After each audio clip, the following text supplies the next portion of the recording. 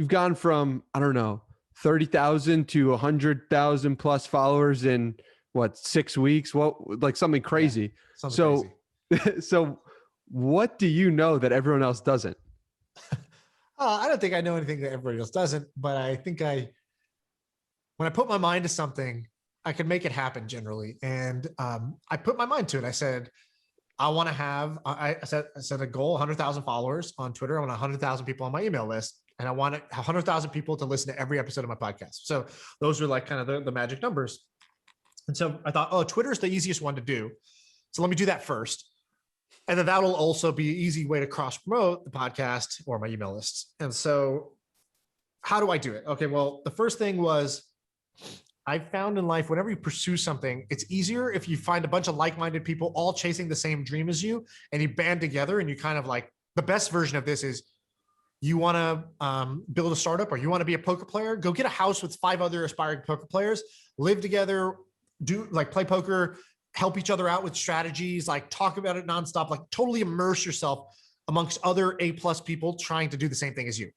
This is also how like Y Combinator works in the startup world. It's like, here's a bunch of people all in the same batch who are all chasing the same dream of building our companies, and you're inspired by each other, you're motivated by each other, you get tactics from each other, and you help each other out.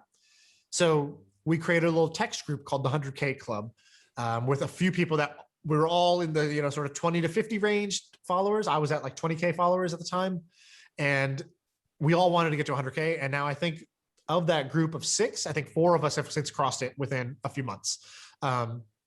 The other 2 will be there, within another month or so. They're very close. And so we all started sharing tactics. And so one guy's like, oh, dude, I'm really testing out what time of day you need to do stuff. I'm testing out, what call to action to have to get people to share this thing.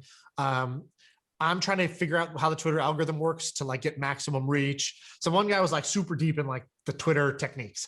Another one was like all about like just thinking through like, well, if you're going to grow, you have to have something unique to offer. Like, what content are you going to say that not everybody else is saying? So here's what I say. It's unique to me. What should you say that's unique to you that you're going to bring to the table? So like, why the heck should people follow you? And so like one guy, like, he explains like financial concepts or frameworks to people, like, or he'll like highlight like, here's the story of this billionaire, like his life story. And like, okay, cool. It's like a mini biography in 10 tweets.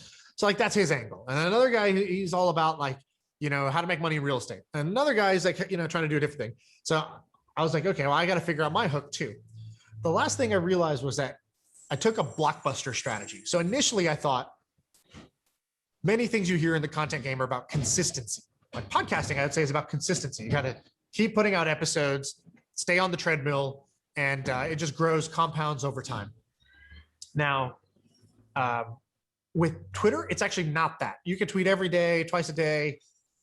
If you want to grow your following, you need viral tweets. You need tweets that get shared by a lot of people. And so I added about 100,000, a little more than 100,000 followers in the last 4 months. And in those 4 months, I think 100,000 followers, I think they came from like 6 tweets. Everything else was just a wash. It might as well have not tweeted it. But those 6 tweets that went viral, those are the ones where each time I added like 10,000 or 20,000 followers in each one. Okay. So what's the secret to going viral?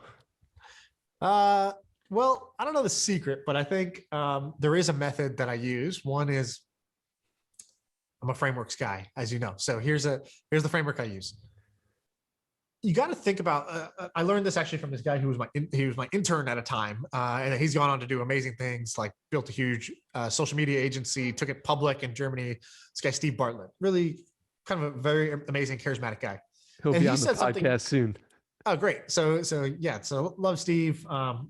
And, met him when he was, 20, 21, and he's not that much older. He's maybe 27 now, but like, I was like, wow, this guy's really charismatic. And like, he was really charismatic at the time. He said something to me then. He goes, to go viral, you need to think about, don't think of what you're going to say or what your product is. Think, okay, why would Jenny in her bedroom share this with her friend? And so I always take this like Jenny in her bedroom idea now from Steve, which is like, what does Jenny share? Jenny shares things that will make her friends laugh. So it can be really funny. Jenny shares things that are really like, oh my God, this is ridiculous. This is totally unjust. This is outrage. Like, I'm outraged. Can you believe this? Like a WTF. So the first one's like an LOL, the second one's a WTF, and the third one is like something so cute, so touching, so heartwarming. She'll share that with some friends. So that's like, all like that's the reaction you're trying to get. So I have these, whenever I'm trying to create content, at the top of my page, I have these like 6 or 7 emotions. And it's like, what is the core emotion I'm going to try to evoke for Jenny in her bedroom by the end of this? If she read this thing or she saw this thing or heard this podcast, like what would be the emotion she has? It's got to be one of these 7. And if it's not one of these 7, I shouldn't even waste my time. It's not going to go viral. It's not going to work. And so, so basically I have those, and that's where I start.